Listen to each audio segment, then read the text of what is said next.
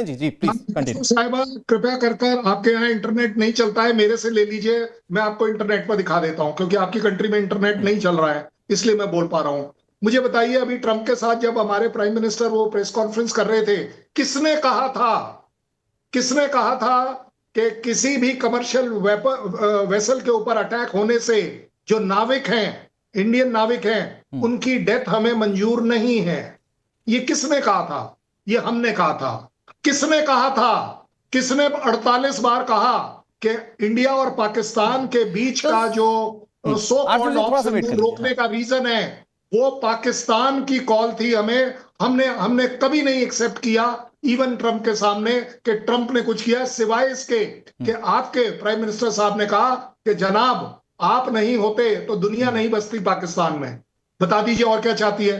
तो कौन सा सर, हम मोदी तो है ही मोदी साहब का कमजोर कौन सा कंट्री। रूप सर, देखना आपके चाहती है? प्राइम मिनिस्टर ने 4 दिन क्यों लगाए जवाब देने में? ये नहीं बात नहीं वो नहीं नहीं, दूसरे दिन लेकिन भी कह ज्यादा बड़ी सकते थे। बात, देखो देखो सर, देखो 4 देखो, दिन उन्होंने नहीं नहीं इंतजार नहीं किया, अपोजिशन देखो, आपकी चिल्ला नहीं नहीं चिल्ला नहीं कर नहीं नहीं उसका गला बैठ गया। नहीं नहीं नहीं, देखिए देखिए, मैं शैलेंद्र आपको 20 बड़ी सेकंड अच्छी में। बात कर रहा हूँ। मेरे को एक एक एक एक 5 सेकेंड, मैं आपको सिर्फ यही कह रहा हूँ, ये लोगों की गलतफहमी है कि यूएस के खिलाफ कोई नहीं बोल पाता है। टैरिफ में भी इंडिया बोला था, और सिंदूर में भी इंडिया बोला था, नाविकों की डेथ के ऊपर भी इंडिया बोला था।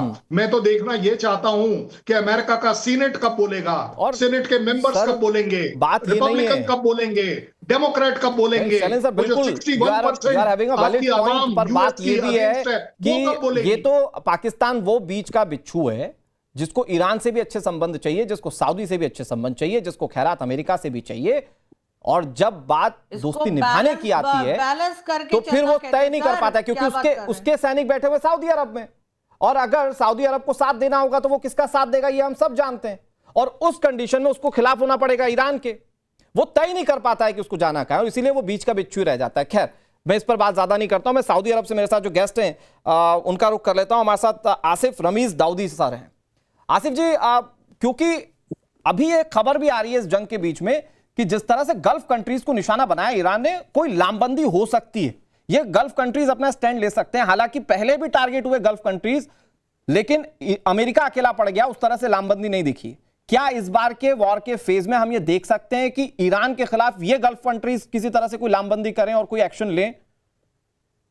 जी, देर से आपने मुझे याद किया है तो देर तक बोलने का मौका दीजिएगा, टॉपिक सेंसिटिव है। लामबंदी होने का जहां तक सवाल है तो मैं आपको बताऊं कि पूरे गल्फ में, सऊदी हो, यूएई हो या पूरा जीसीसी कंट्रीज हो, सब अगर कहीं ना कहीं कैपेबिलिटीज बहुत हैं हर एतबार से, लेकिन इनके पास एक सोच है, एक विजडम है कि चाहते हैं कि कैसे भी रीजनल एस्केलेशन नहीं हो, कैसे भी पीस हो। और ये बहुत बड़ी वजह है कि अभी तक ये लोग कोई भी किसी भी तरीके का वैसा रिटेलिएशन नहीं दिखा है जिसकी वजह से इस इलाके में कोई अशांति गल्फ कंट्रीज के घर में घुसकर मार अब रहा है बात है सवाल यहाँ पे सोवरेनिटी का। अगर सोवरेनिटी पे अटैक हो तो यहाँ एक सवाल ये पैदा होता है कि जब बात सोवरेनिटी की आती है तो ईरान के लिए सोवरेनिटी है, सोवरेन कंट्री है, लेकिन अगर बात Kuwait, Bahrain, Saudi, UAE, Qatar, Oman की हो तो उसके लिए सोवरेनिटी नहीं है। बात अगर वायलेशन की होती है, कहते हैं ईरान के वायलेशन हुआ और वो खुद पूरे नेबरिंग कंट्रीज में अटैक कर करके पूरा वायलेशन कर रहे हैं। इसके दो पहलू हैं। पहलू नंबर 1, जो 28 फरवरी को ये युद्ध शुरू हुआ उस वक्त ईरान ने रिटेलिएट किया, जो भी चीजें हुई उसके बाद आखिरकार ये एक सीज फायर पे, एक एमओयू पे एग्रीमेंट तो हुआ, इत्तेफाक तो हुआ कि भाई 7 दिनों में हम कुछ ना कुछ हल निकालेंगे।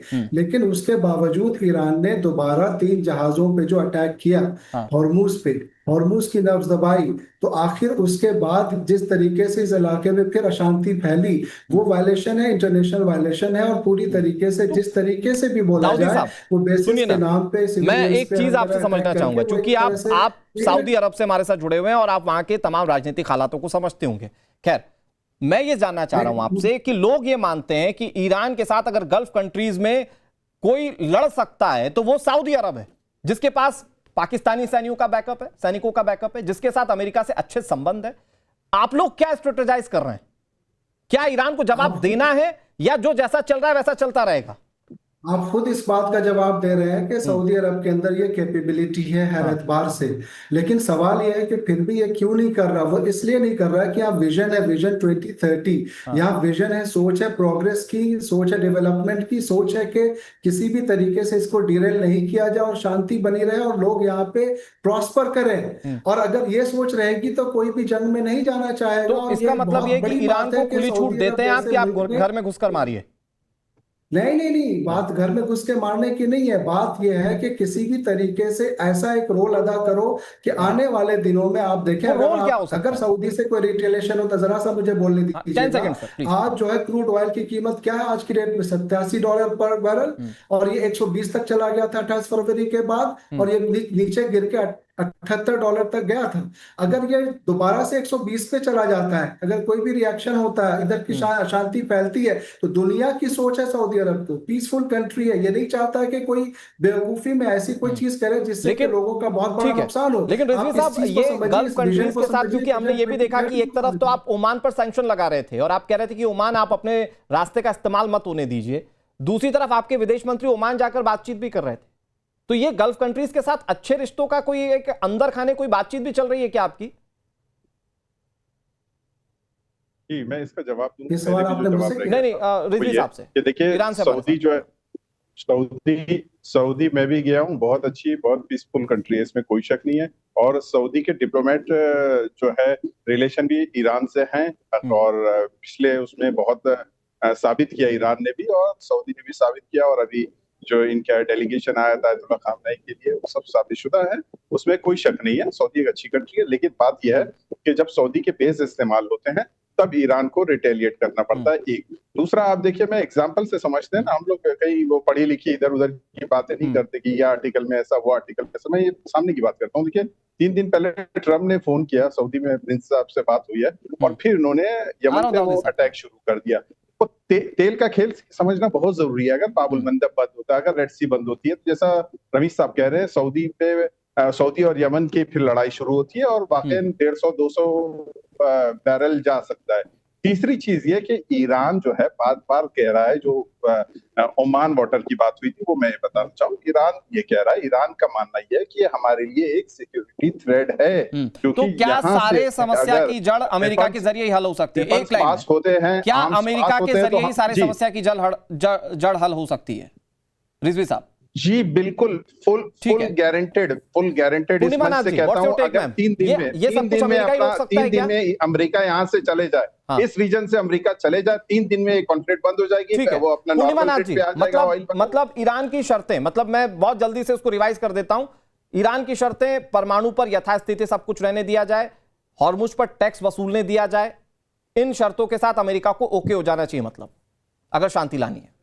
देखिए, हरमुज तो पहले खुला हुआ था, ईरान का फी कलेक्ट नहीं कर रहा जहाज पे मारा भी तो था ना। ये आज सिचुएशन ऐसे बना हुआ है कि ईरान के पास कोई ऑप्शन बचा नहीं है। आप ये नहीं समझ रहे हो। अमेरिका 47 इयर्स तक ईरान के ऊपर सैंक्शंस लगा के, this is the one of the most sanctions country in the entire world. आप इसका अर्थ समझिए पहले। और ये कंट्री के पास कोई ऑप्शन है नहीं। और आज जो इजराइल की बात, और इजराइल के लिए जो अमेरिका ने इस युद्ध में आए हैं, इजराइल अभी आप अच्छी रिसर्चर है, मैं ये जानना चाह रहा हूं, मतलब परमाणु कार्यक्रम की इजाजत दे दी जाए ईरान को, तभी जंग खत्म होगी। मेन तो यही बात है ना जिस पर जंग हो रही है। इजराइल के पास 300 वॉरहेड्स है ना, आप उसके बारे में तो बोलते नहीं हो। वहां पे तो कभी वहां पे जाके इंस्पेक्शन भी नहीं हुआ। 10 सेकंड में मैम, तो at the end of the day Iran कहां जाते हुए देख रही हैं सब कुछ? 10 सेकंड में, बहुत लिमिटेड। देखिए, ये लड़ाई इतनी जल्दी रुकती हुई मुझे दिखाई नहीं दे रही है, अभी आगे तक जाएगी, ये अभी फौरन नहीं रुकने वाली। अच्छा, किसकी गलती देख रही हैं आप, ईरान की कि अमेरिका की?